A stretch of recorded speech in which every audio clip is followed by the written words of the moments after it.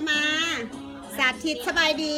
ตอนนี้เรากำลังจะมาสาธิตการปั่นวิสกัดของลูกๆเนาะแล้วเพิ่นจะได้ลิ้นกินนะ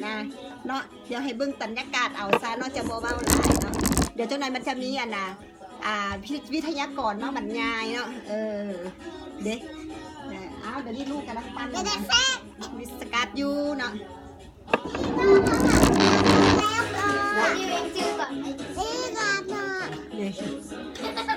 มันดีอย่างแน่ดีสุขภาพเล็บเย็นเด็กน้อยก็กินได้มันบอ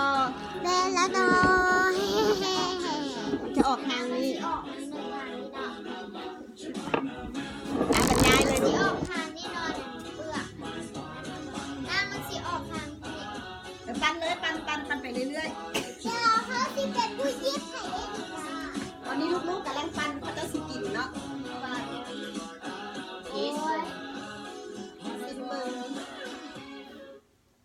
ไปแม่ไปบรรยายไหมลูกเด็กมันออกมาเนาะเด็กอันนี้มันจะน้ำมันจะออกหน่อยนึงเพราะว่าเขาล่างตัวนี้สิร้องให้กับเจ้ากินสดๆเบิ่งว่ามันเป็นแบบใดเนาะหลังจากนั้นแล้วค่อยมาผสมกับแอปเปิ้ลบ่หรือว่ามักพีลาเนาะหรือว่ามักเกี้ยงเนาะแล้วแต่คนจะมักอันนี้มักพีลาเนาะแล้วก็มักแอปเปิ้ลมักเกี้ยงก็มีเนาะสามารถผสมกับมักเกี้ยงได้แนวสุขภาพทั้งนั้นเลยจะเป็นออร์แกนิกเอาแท้เอาว่าเนาะแอปเปิ้ลเนาะเดี๋ยวเอาไปโซ่ให้ใกล้ๆจะปั่นปั่นไรแบบนี้นี่นามาเนาะมันแซ่บหลายเนาะทุกคนและมันแซ่บหลายเนาะใครอยากกินแอปเปิ้ลเก่ารสชาติแอปเปิ้ลเนาะใครอยากกินรสชาติบานิลากับกินรสชาติบานิลาเนาะอาสีบงมากบานิลาเนาะนะตอนนี้ลูกๆก็กำลังปั่นอยู่เนาะแล้วเขาจะกินเนาะอันนี้เด้ต้นมันเด้เขาเวลาเขานั่นมาก็จะเป็นสิสองแม่นี่มักพีลาไม่ใช่มักพีลาตัวใดตัวนี้เนาะเขามากินมากแอปเปิ้ลเขียวมากแอปเปิ้ลเขียวมากเลยพีลาเนี่ยเขามามักมีแต่แม่มักเนาะมันบอกแซ่บเนาะมักแต่แอปเปิ้ลเนาะแม่หันกินวิสกัสโซด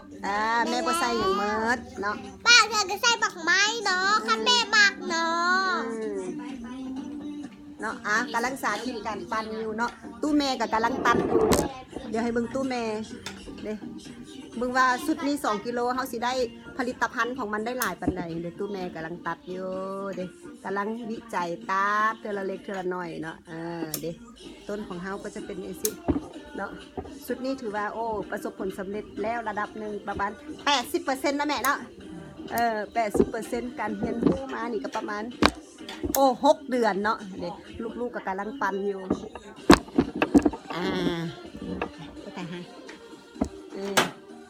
เนาะเด็กเต้นเลยบรรยากาศเต้นเลยสามารถสั่งได้เนาะจะได้สิเป็นธุรกิจแล้วเราเด็กน้อยเขากำลังเฮียนหู้อยู่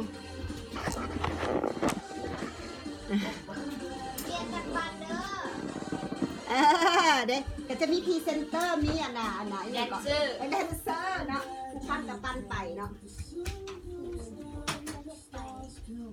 อาจจะกระบังงูมืดเลยเนาะกากมันก็จะออกมาเป็นซีโคนแห้งเลยเครื่องปั้นเขาก็มีเนาะสมมติว่าโอ้เครื่องปั้นก็เอามาใส่เนาะแต่สามารถซูซี่ก็สามารถ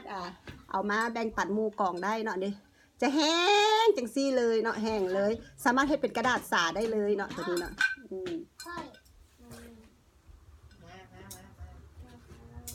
ปานเอาแดนได้ไหมเปิดแห้งพอพวกเจ้าบอกว่าเราต้องให้สร้างบรรยากาศเต้น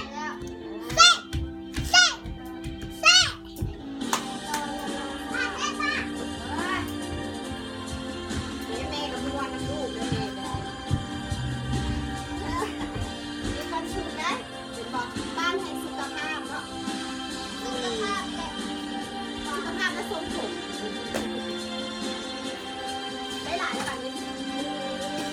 อ้าวไม่ใส่สารเค็มหน้ามันออกนี่นะหน้ามันออกเรากำลังกันต่อกำลังกันต่อ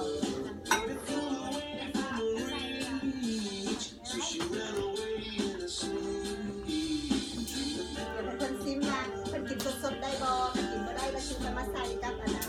เอาแอมเนาะคือเพิ่นมาใส่กับบ้านเขียวผักน้อยโอเคค่ะสนิทน้ำก็จะโอ๊ย ตกใจ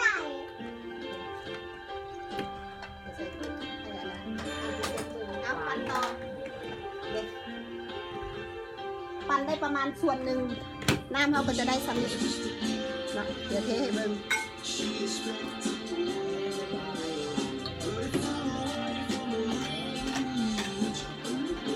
โอ้ยบ่ฮอดครึ่งบ่ฮอดผักกิโลครึ่งตัวนี้ผักก็อยู่ประมาณกิโลหนึ่งเนาะซ้ำนี้เนาะถ้าเต็มจอกอีกก็สิเป็นประมาณกิโลครึ่งเนาะผักนี่เนาะเดี๋ยวสิให้ลูกๆซิมเบิ่งเนาะว่าเขากินได้บ่ถ้าเขากินได้ก็โอเคเขากินบ่ได้แล้วใส่แอปเปิ้ลเนาะลองซิมเบิ่งนี่ดิวลองซิมเบิ่งซิมหนังก่อนเด้อซิมเบิ่งเรียกกระจอกออกแม่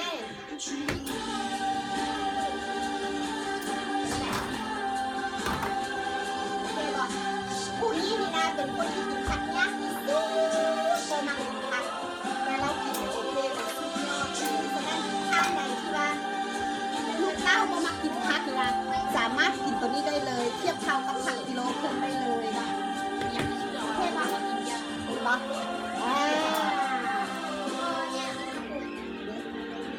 ไอ้มิวซิมมึงก็แบบนี้ซิมนะแซ่บปะจะมีให้เจ้าอยู่ใดอันนี้มันชิ้น อันนี้คือวันนี้เขาจะสิผสมแอปเปิ้ลเนาะ กินได้บ่ วันนี้แม่สิกินแบบนี้นะผักกิโลหนึ่งนะ ได้กินไปเลย เอาเปล่าไม่สิสเต็ปเหมือนกัน โอ้แซ่บหวานนะลูกมากหวานหอมเนี่ยนิดนึงสุดยอดถ้าผู้ใดอยากซิมสุดนี้นี่นะสามารถมาซิมบ้านจะซีได้เนาะนี่แหละผลิตภัณฑ์เนาะและสำหรับลูกค้าที่สั่งได้เนาะ